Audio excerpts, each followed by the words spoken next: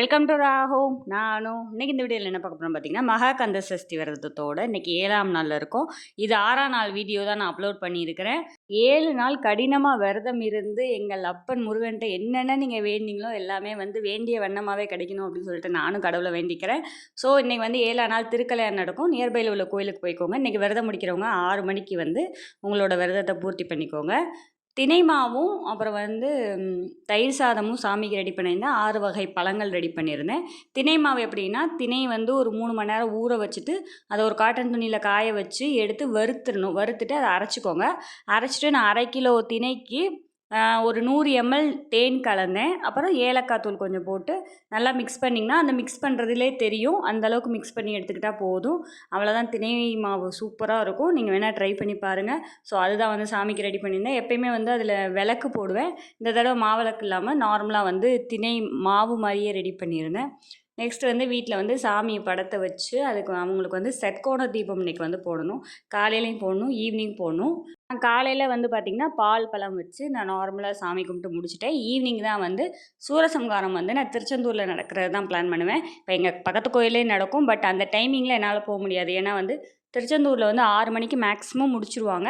So முடித்த உடனே குளிச்சுட்டு வீடு தொடச்சிட்டு அதுக்கப்புறம் சாமி பொருளாக க்ளீன் பண்ணி விளக்கு போட்டு எல்லாம் ரெடி பண்ணி முடிக்கவே 7:30 மேக்ஸிமம் 8 o'clock பக்கமாக வந்துடும். ஸோ எங்கள் கோயிலில் 7 o'clock சூரசம்ஹாரம் நடக்கும். ஸோ நான் சரி அது கடவுள் போன வருஷம்லாம் நான் ட்ரை பண்ணி போனேன். பட் நான் போகிற டைமிங் தான் வச்சுருந்தாங்க. பட் அதுக்கு முன்னாடியே முடிச்சுட்டாங்க. சரி ஒரு சூரசம்ஹாரம் நீ பார்த்தது போதும் அப்படின்னு சொல்லி கடவுள் இது பண்ணிட்டாரு அப்படின்ற மாதிரி நானாக நினச்சிக்கிட்டேன். ஸோ ஒரு சூரசம்ஹாரம் பார்த்துட்டு நான் இந்த ஒர்க்கெலாம் முடிச்சிருவேன். ஒன்றும் இல்லை, சாமி ஃபோட்டோ வச்சு அவங்களுக்கு மஞ்சள் குங்குமம்லாம் வச்சுட்டு நெக்ஸ்ட் இலை அல்லது தட்டு எதுனாலும் வச்சுக்கலாம். நீங்கள் தேங்காய் வாழைப்பழம் வைக்கிறனாலும் உடைக்கிறனாலும் உடச்சிக்கலாம். வெத்தலை பாக்கு, காசு, அப்புறம் விளக்கு போட்டுக்கோங்க. இந்த சட்கோண தீபம்னா ஸ்டார் போட்டு அந்த சரவண பவன் அப்படின்னு எழுதணும். ஸோ 6 விளக்கு நெய் விளக்கு போடணும். அப்புறம் நீங்கள் என்ன உங்களால் நெய்வேத்தியம் பண்ண முடியுமோ அதெல்லாம் சாமிக்கு வச்சுட்டு உங்களால் என்னென்ன பாட்டு உங்களுக்கு பாட தெரியுமோ அந்த பாட்டெல்லாம் நீங்கள் சாமிக்கு முன்னாடி உட்காந்து முதல்ல பாடி முடிச்சிருங்க. அப்புறம் போற்றி பூ வச்சுட்டு சாமிக்கு போற்றி பூ சொல்கிறது. இந்த மாதிரி நீங்கள் என்னென்ன உங்களுக்கு சாமிக்கு செய்யணும் அப்படின்னு நினைக்கிறீங்களோ அது எல்லாமே செய்யலாம். இல்லை நீங்கள் இதெல்லாம் மறந்துட்டீங்க, எல்லாம் நான் செய்யலை அப்படின்னாலும் கடவுள் உங்களை ஒன்றும் சொல்ல மாட்டாங்க. எது நீங்கள் கொடுத்தாலும் அவர் ஏற்றுக்குவார். ஸோ நான் இது வரைக்கும் கற்றுக்கிட்டது அதுதான். நான் இது 2வது வருஷம் சாமி கும்பிட்றேன். போன வருஷம் 6 வகை சாதம் செஞ்சுருந்தேன். இந்த தடவை 6 வகை பழங்கள் வச்சு சாமி கும்பிடலாம் அப்படி சொல்லிட்டு பிளான் பண்ணியிருந்தேன். ஸோ அது கூட தயிர் சாதமும் தினை மாவும் செஞ்சிருந்தேன். தயிர் சாதம் வெறும் தயிர் ஊற்றி உப்பு கம்மியாக போட்டு நான் தயிர் சாதம் ரெடி பண்ணியிருந்தேன். ஏன்னா உப்பு இல்லாத உணவு வச்சு சாப்பிட்றது விரதம் முடிக்கிறது அப்படின்றது ரொம்ப நல்லது சொல்லுவாங்க. ஸோ லைட்டாக உப்பு போட்டு செஞ்சுருந்தேன். அப்புறம் பூக்கோளத்தில் ஸ்டார் மாதிரி ரெடி பண்ணி அதில் விளக்கு போடணுன்னு எனக்கு ரொம்ப ஆசை. ஸோ அதுவும் ரெடி பண்ணியிருந்தேன். ஸோ இந்த தடவை கந்தசஷ்டி விரதத்துக்கு பயங்கரமாக நல்லா எனக்கு மன திருப்தியாக நான் சாமி கும்பிட்டேன். ஸோ எல்லோரும் இதே மாதிரி சாமி கும்பிட்ருப்பீங்க அப்படின்னு நான் நினைக்கிறேன். எங்களால் சாமி கும்பிட முடியலங்க, இந்த மாதிரி படையல் போட முடியல, கோயிலுக்கு கூட போக முடியல அப்படின்னு நினைக்கிறவங்க எல்லாத்துக்காகவும் நான் மனதார கடவுளை நான் வேண்டிக்கிறேன். ஸோ எல்லோரும் நல்லா இருப்போம். காலையிலே பார்த்திங்கன்னா எங்கள் பக்கத்தில் உள்ள கோயிலில் உள்ள முருகர் தங்க கவசம் அலங்காரத்தில் அழகாக ஜொலிச்சிட்டு இருந்தார். ஸோ காலையில் பூஜை அதுதான் போயிட்டு இருந்துச்சு. மதியத்துக்கு மேலே ஈவினிங் முதல்ல அபிஷேகம் பண்ணி அப்புறம் சாமி அலங்காரம் பண்ணிட்டு தான் சூரசம்ஹாரத்துக்கு போவாங்க. நெக்ஸ்ட்டு திருப்பியும் அபிஷேகம் பண்ணிவிட்டு அலங்காரம் பண்ணுவாங்க.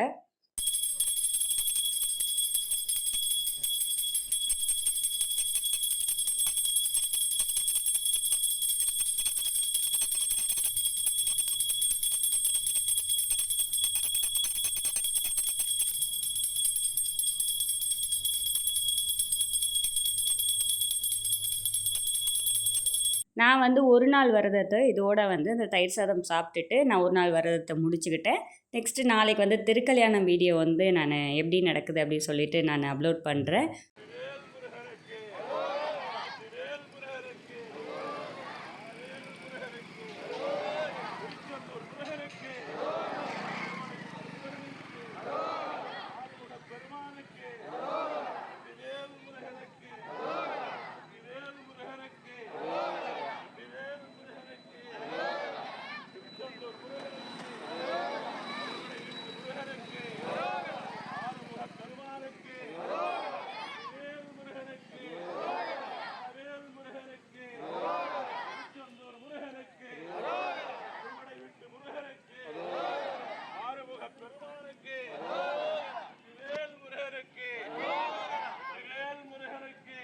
இது போன்ற வீடியோக்கள் தொடர்ந்து பார்க்க நம்ம சேனலை கண்டிப்பாக சப்ஸ்கிரைப் பண்ணுங்கள், லைக் பண்ணுங்கள், ஷேர் பண்ணுங்கள். கண்டிப்பாக நம்ம சேனலுக்கு உங்களோட சப்போர்ட் எப்பயுமே வேணும்.